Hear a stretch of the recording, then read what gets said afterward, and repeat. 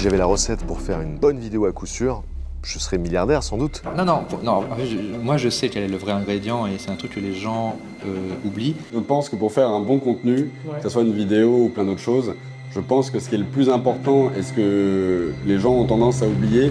Aujourd'hui, on va répondre à la question la plus importante quand on crée des vidéos. Comment faire une vraie bonne vidéo? Donc là, on part au Frames Festival, un festival à taille humaine en plein centre d'Avignon. On va rencontrer plein de créateurs qui ont un lien dans la création audiovisuelle et on va leur poser du coup cette question. Vous voyez ça un peu comme une masterclass. Nous, c'est Antoine et Chloé de la chaîne YouTube Antoine et Chloé. Direction Avignon.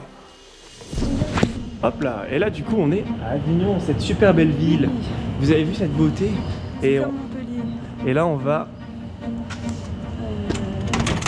Et ben on va nulle part, c'est fermé. Bon bah on se casse alors. Plus de vidéos. Et donc là il y a les bénévoles, donc ça c'est le QG. Où tout le monde travaille en fait, regardez, ils sont tous hyper sérieux. Bah je monte les coulisses en fait. Waouh! Hop là. Bah voilà, maintenant vous savez ce qu'il y a au Delirium, ça ressemble à ça. Et là on va voir Jimmy. La personne qui gère le pôle vidéo avec nous.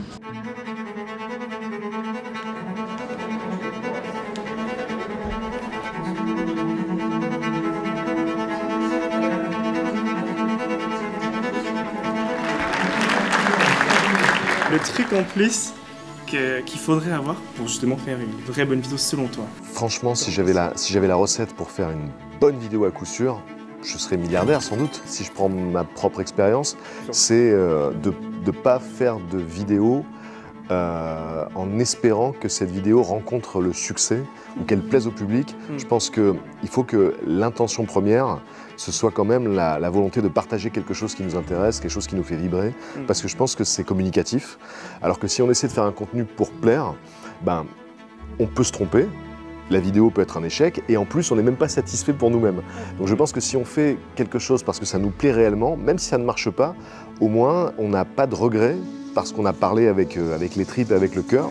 Donc je pense que ça c'est quand même un ingrédient fondamental de faire une vidéo pour les bonnes raisons, parce qu'on veut partager un truc, parce que voilà, on trouve qu'il y a du sens dans le sujet qu'on aborde. Vous parlez de cinéma, je crois, bah voilà, ne pas se dire on va parler de tel film parce que les gens aiment ce film, mais vraiment parce qu'il nous a parlé, parce que c'est un film qui nous touche.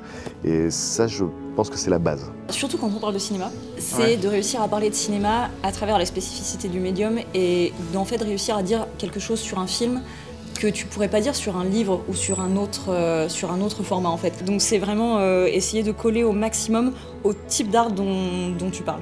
C'est vrai que toi, c'est vrai que tu parles beaucoup aussi des femmes dans le métier en tout cas du cinéma.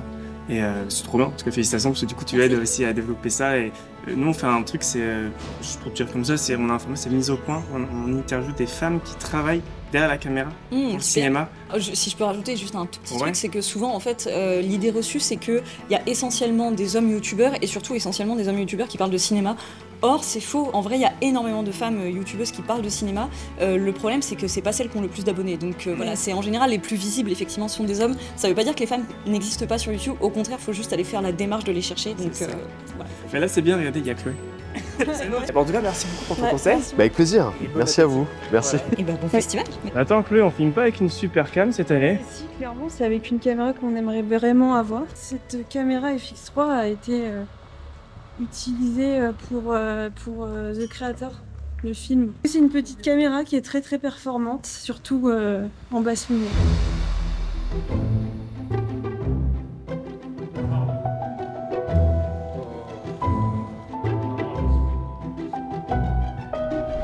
Eh bah écoute, merci David d'être là. Bah, merci à vous, Antoine et Chloé. Eh bah ouais, et nous on pose une question un peu à toutes les personnes qu'on rencontre et tout pour Frames. Oui. On leur pose la question, quel est le conseil ultime pour faire une vraie bonne vidéo? Deux choses, il faut avoir quelque chose à dire qui soit intéressant. Donc c'est intéressant, ça peut vouloir dire plein de trucs, mais la plupart du temps c'est quand même un petit peu étonnant. C'est-à-dire qu'on n'a pas entendu avant. Donc le propos, le fond est hyper important. Et la deuxième chose, c'est qu'il faut qu'on comprenne le message. Et qu'il y a des fois je dis, mais attends, ton histoire elle est bien, mais elle part dans tous les sens, on ne comprend pas, on ne voit pas le truc qu'il faut voir au bon moment. Savoir raconter cette histoire le plus correctement possible avec des images pour que tout le monde comprenne. Et donc il faut avoir une petite conscience soi-même de comment est-ce que la chose va être perçue par des gens qui ne sont pas nous. Et donc se mettre à leur place, se dire attends mais est-ce qu'ils vont vraiment comprendre ça? Ça tiens, est-ce que c'est pas une rêve trop pointue? Tiens attends, il y a une blague visuelle sur quelque chose, je rebondis sur est-ce qu'on a bien vu cette chose sur laquelle je dois rebondir dans l'image. Ton rôle, ton travail, c'est que les gens comprennent. Donc c'est encore plus vrai, mais c'est vrai, je pense que c'est vrai pour tout, c'est vrai pour même des films de cinéma aussi, un truc qu'il faut qu'on comprenne. Bonjour. Voilà. Bonjour. Ok, voilà. Bon, merci beaucoup. Bah, merci à vous, Antoine, c'était un plaisir. Bah ouais, c'est bon, on peut arrêter. Le frame, c'est aussi se trimballer du matos hyper lourd et marcher le son et marcher le soleil maintenant. Ah bah, rien ne va là. C'est trop bien ton parcours parce que du coup, tu es vraiment une personne qui a créé sur internet et puis après qui s'est carrément projeté en salle, tout ça. Coucou les exercices. Bon alors du coup, la question du coup pour YouTube, c'était comment faire une vraie bonne vidéo selon toi? Un conseil? Moi, je sais quel est le vrai ingrédient et c'est un truc que les gens oublient, c'est que la personne, l'humain que tu mets devant la caméra, si l'humain est intéressant, tout sera bien, tu vois. Okay. Et que ce soit de la vulgarisation ou de la fiction, c'est fou comment la personnalité de l'humain, quoi, on l'oublie des fois. On se dit, ça nous paraît évident, genre bah oui, mais en fait, c'est pas si évident, quoi.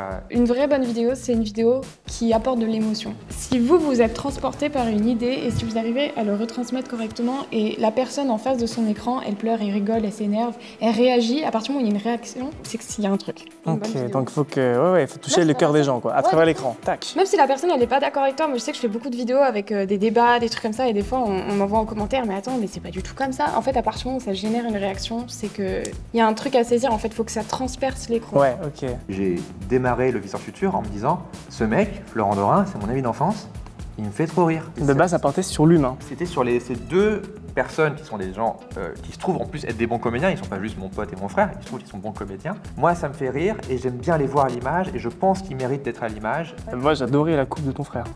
Quand j'étais petit, je voulais la refaire et j'étais là avec mon jeu, je me dis mais comment il fait, ça me saoule, ça tient tout seul, ça ne tenait pas. En plus j'avais les cheveux longs, mais tu me dis pas le secret. Mais je ne le sais pas en fait. Ah, enfin, ça a toujours été un... Ah ça c'est un secret familial. Voilà.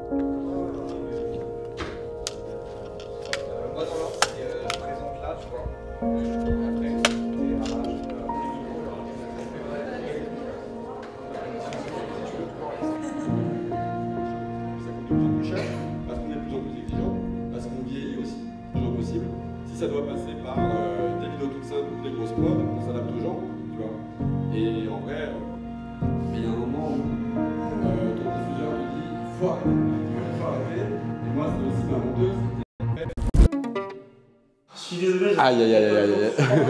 Comment faire une vraie bonne vidéo? Donc là, on fait seulement de conseils. De le refaire, ouais. Okay. Alors, attends, je vais faire grosso modo réfléchir comme ça, un peu intensément. Dis-moi. Ok.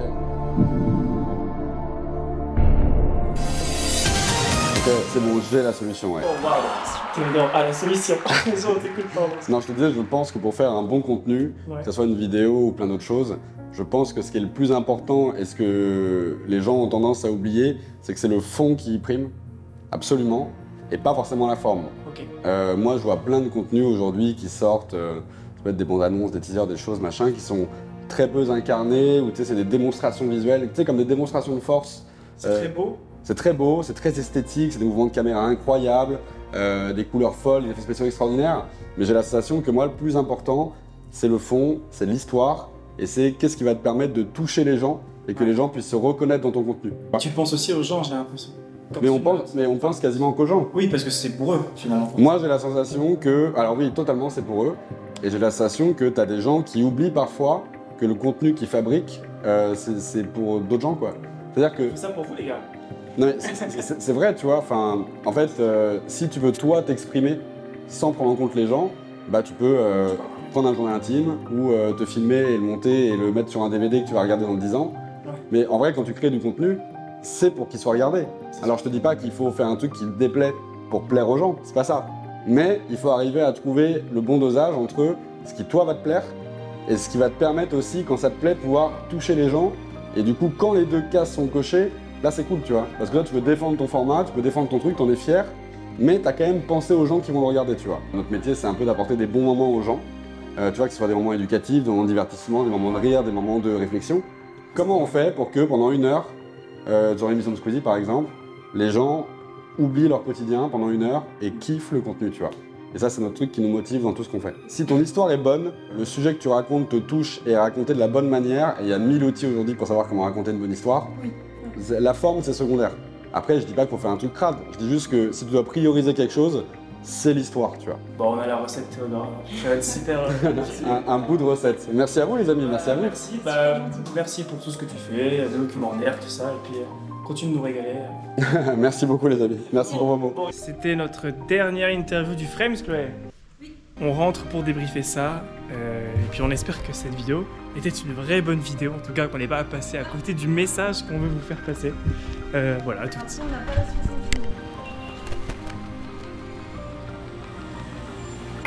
Bon, en vrai, il n'y a pas grand chose à débriefer en fait. Le plus important, c'est de faire une vidéo qui vous ressemble. N'oubliez pas pourquoi vous le faites, n'oubliez pas pour qui vous le faites. Et en vrai, c'est le moment de risquer de faire une vraie bonne vidéo. Et on espère que cette vidéo vous a plu, sinon ne vous abonnez surtout pas.